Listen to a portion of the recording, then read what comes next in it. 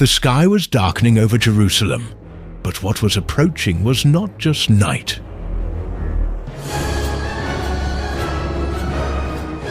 It was the third year of the reign of Jehoiakim, king of Judah.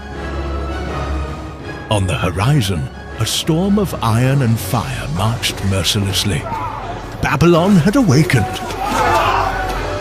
The sacred gates have fallen. The temple was desecrated. Princes and priests were cast in chains, their cries silenced by the dust of exile. Among them was a young man whose destiny would change the course of history.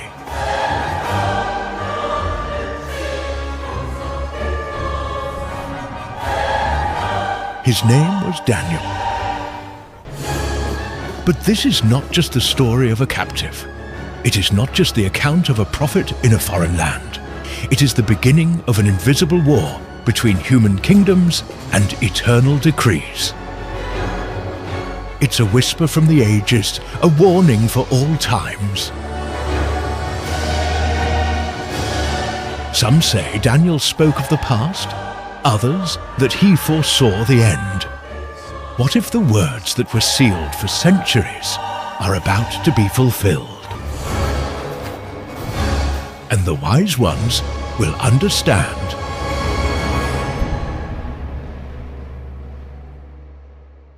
Jerusalem is burning. The sky is covered with dark clouds, as if the heavens themselves were mourning what was happening. Amidst the cries, the clashing of swords, and the cracking of collapsing walls, the Babylonian army advances relentlessly. Nebuchadnezzar, king of Babylon, watches the sacred city to be taken. His eyes show no mercy.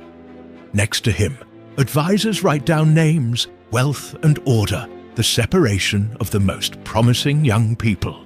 From the ruins, 4 teenagers are dragged: Daniel, Hananiah, Mishael, and Azariah. Their clothes are dirty, but their gaze remains steady. They are taken to a foreign land, where their names, culture, and faith will be put to the test. In the heart of Babylon, the palace gates open like the mouth of a hungry monster. There, under the command of Aspenaz, the chief of the king's officials, the youths are renamed. Daniel becomes Belteshazzar, Ananias is called Shadrach, Mishael is renamed Meshach, and Azariah receives the name Abednego. In the training hall, fine delicacies, succulent meats, and aromatic wines are served. But Daniel looks suspiciously. It wasn't just food, it was consecration. The food and drink had been offered to the Babylonian gods. Bravely, he approaches Aspenaz. I ask you not to make me defile myself with the king's food and wine. Aspenaz hesitates. He sympathizes with Daniel, but fears Nebuchadnezzar's anger. Daniel insists. He proposes a test. Try your servants for 10 days. Just give us vegetables to eat and water to drink. Then, compare our appearance with that of the other youths. The proposal is accepted. 10 days go by. Daniel and his friends look healthy, stronger than everyone else. Impressed, Aspenaz allows them to continue with their diet. As the days go by, the God of Israel honors the faithfulness of the young people. They excel in knowledge, literature, and wisdom. Especially, Daniel is granted something extra: the gift of interpreting visions and dreams. At the end of the 3 years of training, the young people are brought to the presence of King Nebuchadnezzar. The throne room is gigantic, golden, opulent. The king observes them closely, asks questions, and tests their reasoning. At the end of the audience, he stands up and declares, "In my entire court, there is no one who compares to these 4. They are appointed to important positions. Daniel, in particular, receives the direct attention of the king. But the peace is short-lived. A disturbance shakes the throne of Babylon. One night, Nebuchadnezzar wakes up with his face covered in sweat. His heart races. He turns in bed, takes a deep breath, and tries to remember. But the dream fades like mist. Something unsettling remains in your soul. He calls the wizards, charmers, and astrologers. I had a dream that deeply troubles me. I want to know what I dreamed and what it means. The wise people look at each other confused. Tell us the dream, O king, and we will interpret it. But Nebuchadnezzar rages. I refuse. You must tell me both the dream and its interpretation. If you do not, you will be cut into pieces, and your houses will be turned into piles of rubble. Fear spreads like a wildfire. No man can read another's mind. No wise man dares to speak. The king, enraged, issues a death decree to all the sages of Babylon. Daniel, upon learning of the decree, seeks out Arioch, the captain of the guard in charge of executions. Why is the king in such a hurry? Upon understanding the seriousness of the case, Daniel asks for time. Ask the king to give me some time. He retreats with his friends, and together they do what they know. They pray. On their knees they cry out to the God of the heavens. O God of my ancestors, I praise and thank you, for you have given me wisdom and power and revealed to me what we asked for. You revealed the king's dream. That night, Daniel has a vision. The mystery is uncovered. The next day, he presents himself to Arioch. Do not kill the wise men of Babylon. Take me to the king, and I will interpret the dream for him. Destiny now calls him to the throne room. Firm steps, resolute eyes.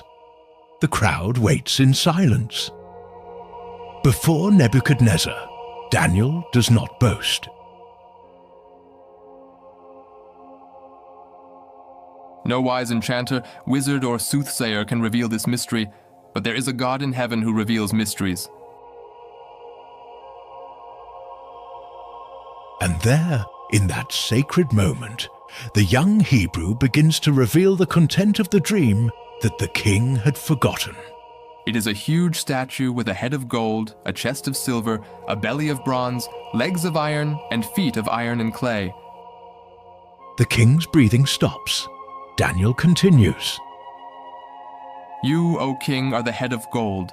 After you, an inferior kingdom will arise, then a third one of bronze, and a fourth kingdom strong as iron.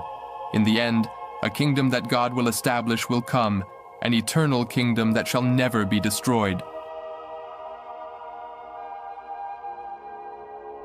The throne of Nebuchadnezzar trembles before the greatness of the revelation. The king bows down before Daniel in admiration. Certainly, your God is the God of gods and the Lord of kings. Daniel is promoted. His friends receive high positions in the province. The name of the God of Israel begins to echo within the walls of Babylon. But in the heart of the king, something begins to change. Pride grows, and soon a new trial by fire approaches. The days go by. The golden glow of the Babylonian throne reflects the growing vanity of Nebuchadnezzar. Still impressed by the revelation of the dream, the king sees himself as the center of all power. Despite the prophetic warning that other kingdoms would come after his, Nebuchadnezzar decides to rewrite his own destiny. He orders the construction of a colossal statue, 27 meters tall, entirely made of gold from head to toe. a direct affront to the vision he had received. The statue is erected on the plain of Dura as a symbol of his eternal glory. A decree is issued. When you hear the sound of the trumpet, the flute, the harp, the lyre, the bagpipe, and all kinds of music, bow down and worship the image that King Nebuchadnezzar has set up. Anyone who does not bow down will be immediately thrown into a fiery furnace. The crowd bows, musicians play, men and women kneel like waves bending before a storm. But 3 figures remain standing. Amid the prostrated crowd, Shadrach, Meshach, and Abednego challenge the royal decree. The news quickly reaches the palace. Jealous advisors rush to the king. O king, you said that anyone who does not bow down will be thrown into the furnace, for there are Jews who do not worship your gods, nor adore the golden image you have erected. Furious, Nebuchadnezzar orders the 3 young men to be brought before him. His expression is grim. He tries to give them one last chance. Is it true that you do not worship my image? If you bow down now, everything will be fine. But if you don't, you will be thrown immediately into the furnace. And what God will be able to save you from my hand? Shadrach, Meshach, and Abednego respond with courage. O Nebuchadnezzar, we do not need to defend ourselves before you. If we are thrown into the blazing furnace, the God whom we serve is able to deliver us. But even if he does not deliver us, know, O king, that we will not serve your gods, nor worship the image you have set up. Silence. The throne trembles with anger. The king orders the furnace to be heated 7 times more. Strong soldiers tie the young ones. The furnace roars like a ravenous monster. The men who throw them in die from the heat, but the 3 fall into the fire and do not scream. The king suddenly stands up. His eyes widen. He speaks perplexed. Didn't we throw 3 men bound into the fire? Yes, O king! But I see 4 men unbound, walking in the middle of the fire, and they are unharmed. And the 4th man looks like a son of the gods. Nebuchadnezzar approaches the furnace and shouts, Shadrach, Meshach, and Abednego, servants of the Most High God, come out and come here. They come out. Their clothes are not scorched. Not a single hair was burned. There is no smell of smoke on them. The advisors watch in silence and awe. The king then declares before the entire court,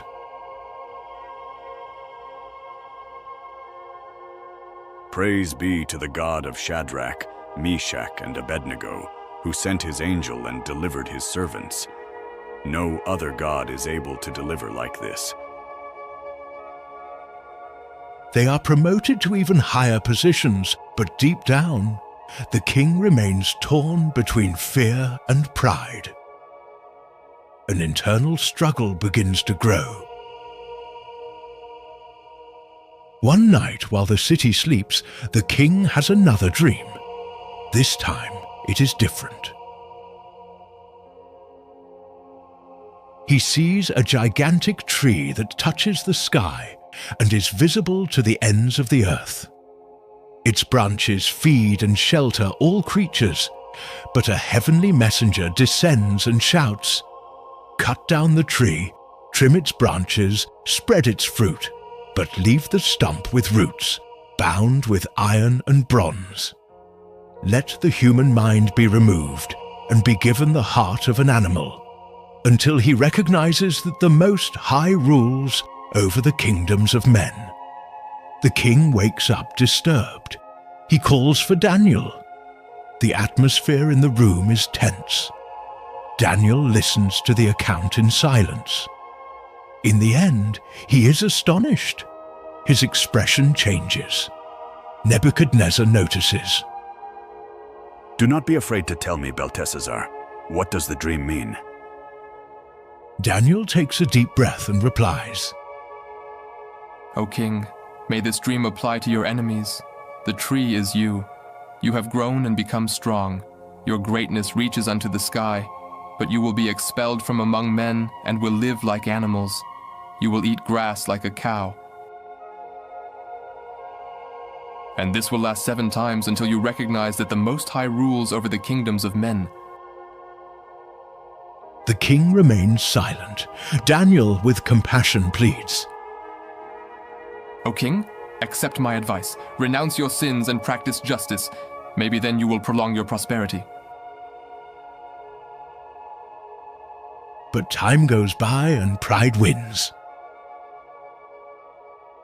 12 months later, while strolling on the terrace of his palace, Nebuchadnezzar gazes at the city.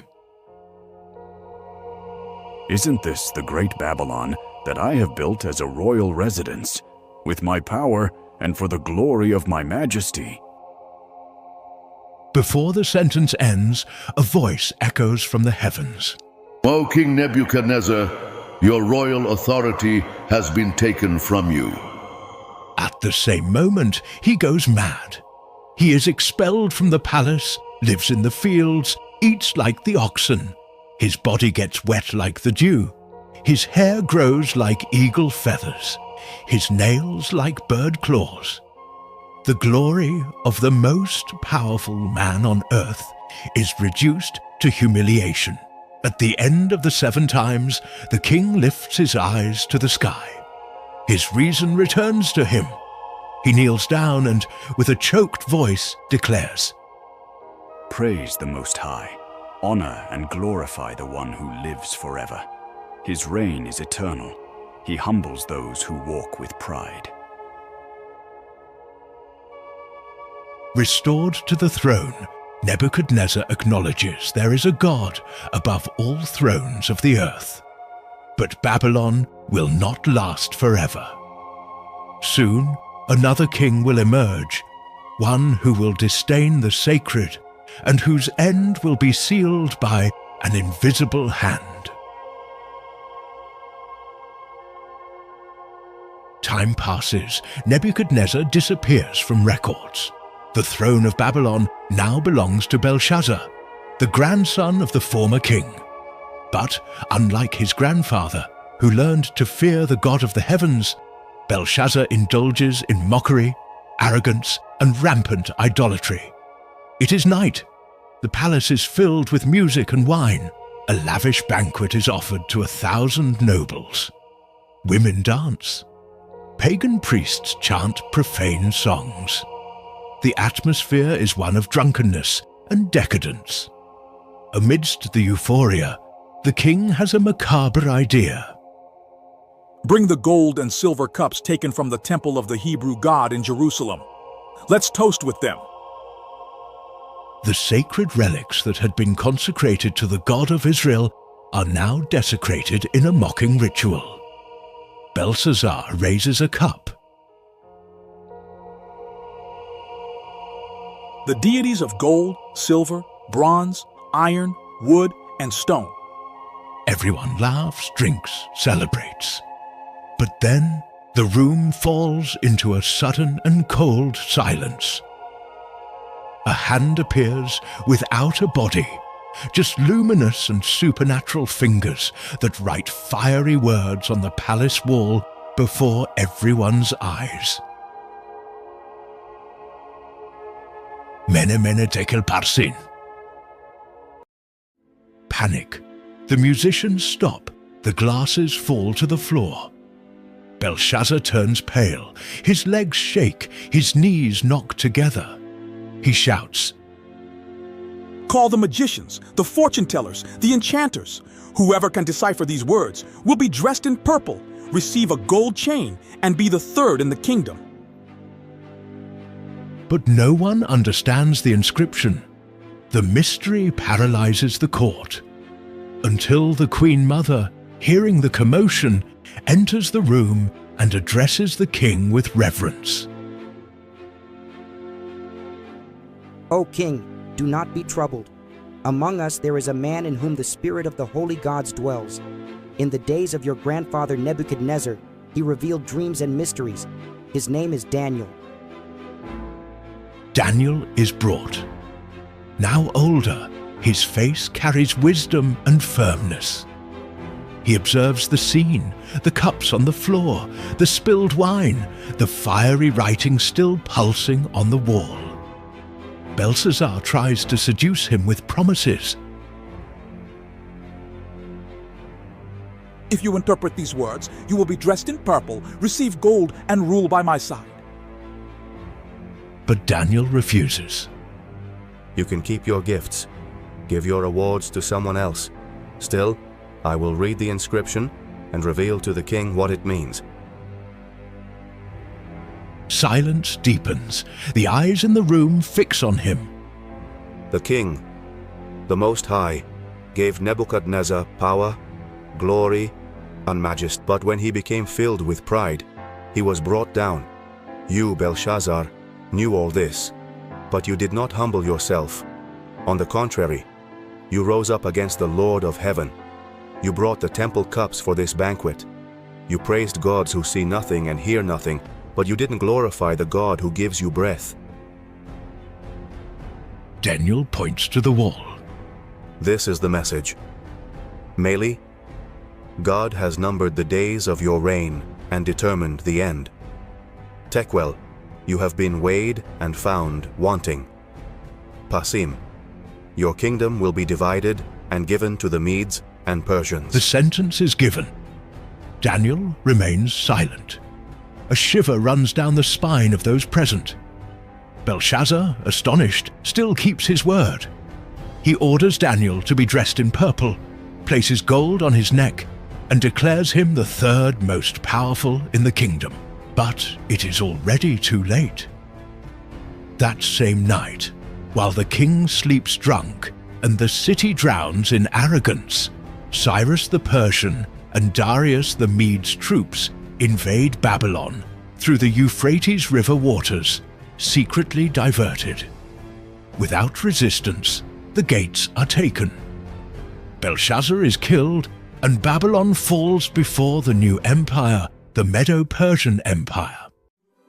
Daniel, now at an advanced age, once again survives the fall of a kingdom. His name, fidelity, and wisdom are recognized even under the new administration. Darius, the Median, becomes king, and Daniel finds favor with him. The new king organizes the empire into 120 provinces, governed by satraps, and appoints 3 supervisors to coordinate them. Daniel is one of them. Quickly, he excels so much that Darius considers placing him over the whole kingdom. Envy sprouts like weeds among the other officials. They plot in secret, but find no fault in Daniel. No corruption, no negligence, no deviation. We will never find anything against him except something related to his God's law. In this way, they deceive the king with flattery. O King Darius, live forever. We propose that you establish a royal decree. For 30 days, anyone who prays to any god or man except you, O king, shall be thrown into the lion's pit. The king, flattered, signs the law without knowing the real target of the conspiracy. Daniel hears the decree, but doesn't change anything in his routine. 3 times a day, as always, he kneels in his room, with the windows open towards Jerusalem, and prays to his God. Spies watch, run to the king with the accusation. Daniel, one of the exiles from Judah, did not obey the decree. He continues to pray 3 times a day. Dario is anxious. He tries to find a way to save him. But the law of the Medes and Persians cannot be revoked. In the evening, the king, saddened, orders that Daniel be taken away. Your God, whom you serve continuously, will deliver you. Daniel is thrown into the lion's den. A stone seals the entrance. The king stays up all night, without eating, without music, tormented. At dawn, he runs to the den.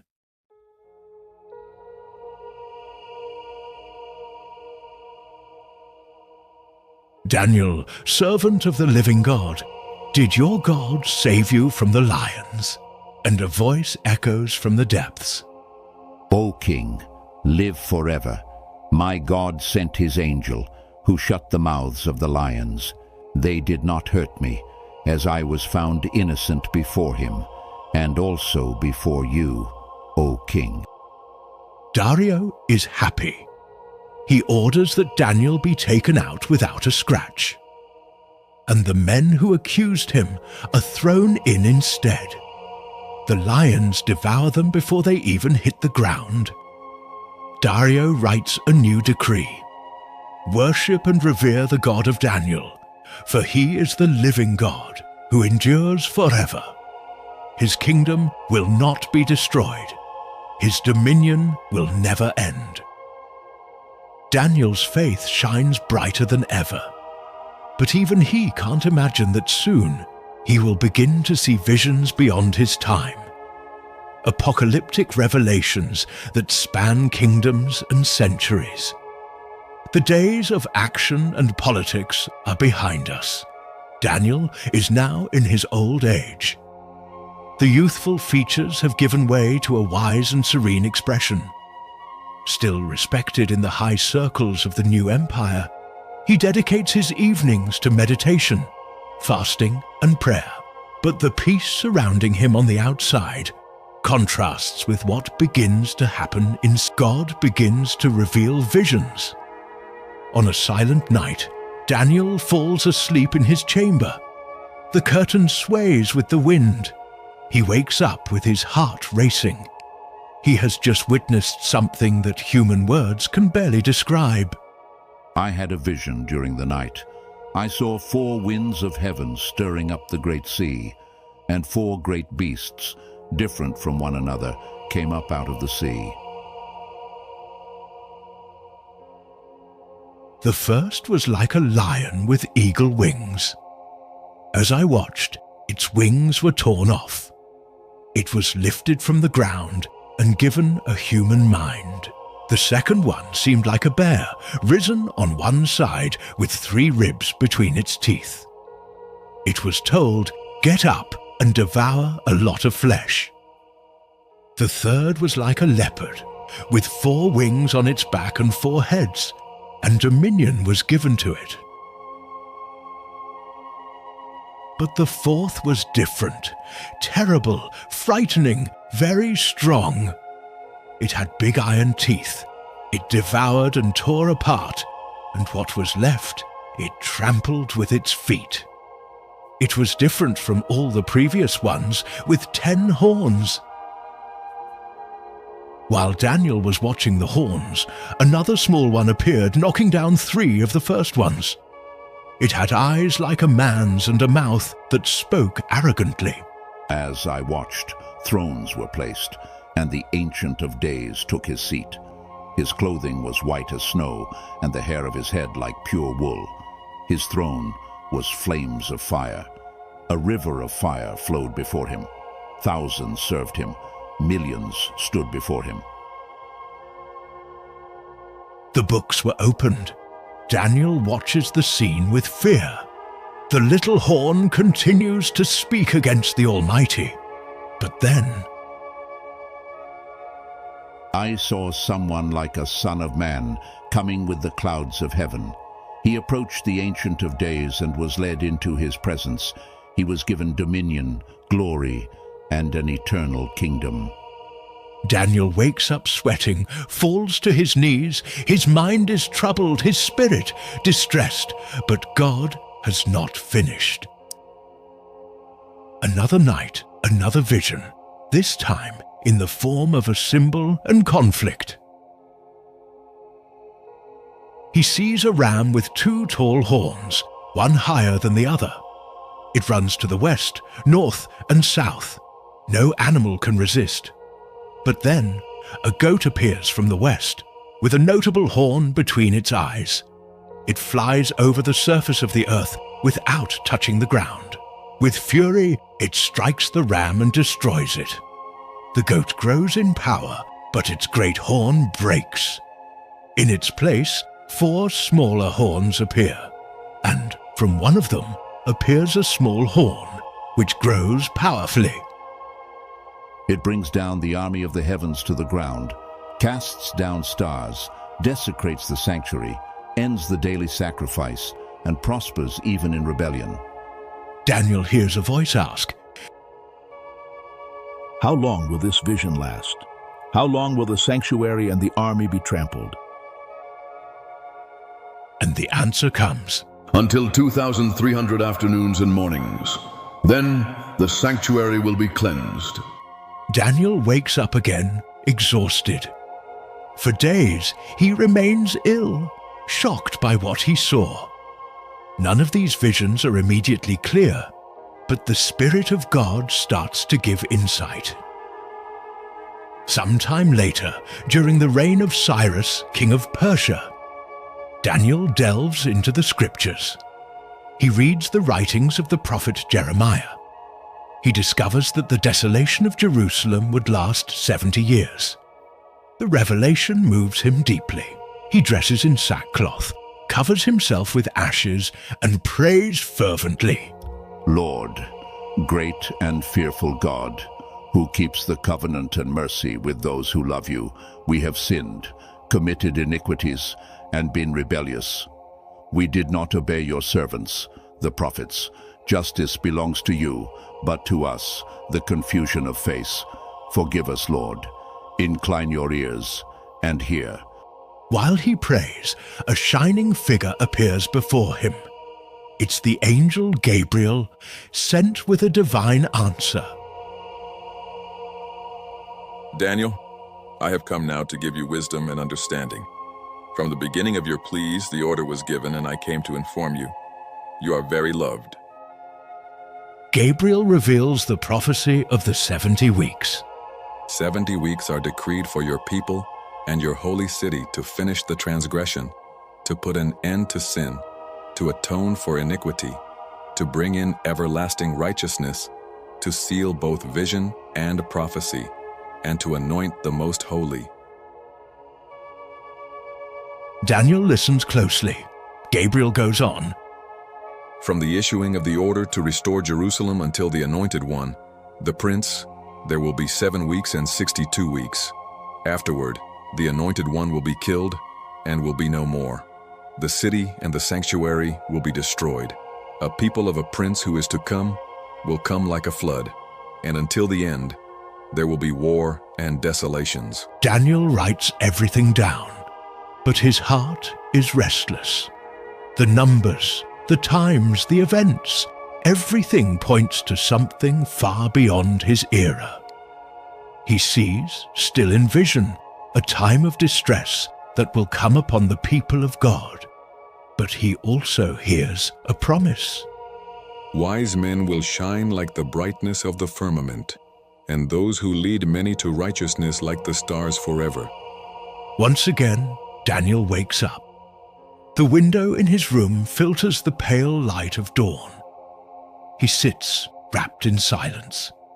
His face bears the marks of someone who has seen the invisible, and his eyes have the depth of someone who has traveled through time. But one last vision still approaches, a cosmic battle between God's angels and the forces of evil.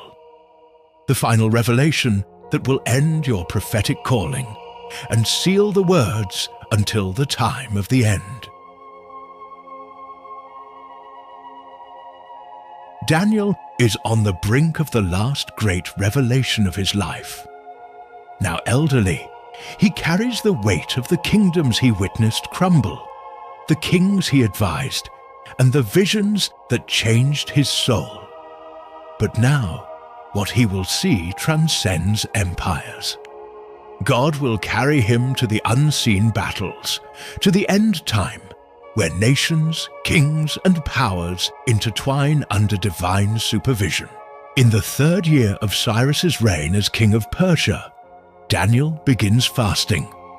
3 full weeks without wine, meat, or perfumes. The burden of prophecy consumes his days. On the 24th day, beside the Tigris River, he lifts his eyes and time seems to stop. I saw a man dressed in linen, with a belt of pure gold from the region of Uphaz.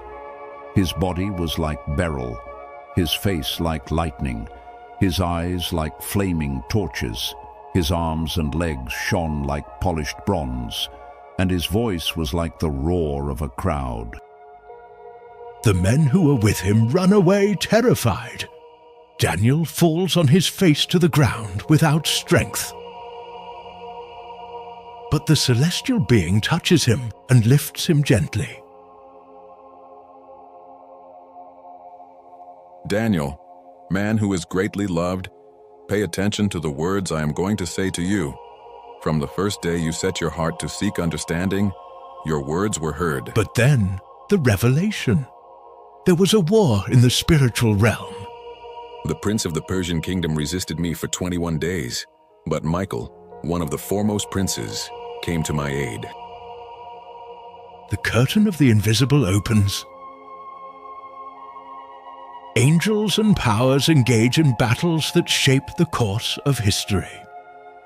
Daniel sees beyond the human armies, sees the forces operating behind the kingdoms. The celestial messenger continues. Now I return to fight against the Prince of Persia.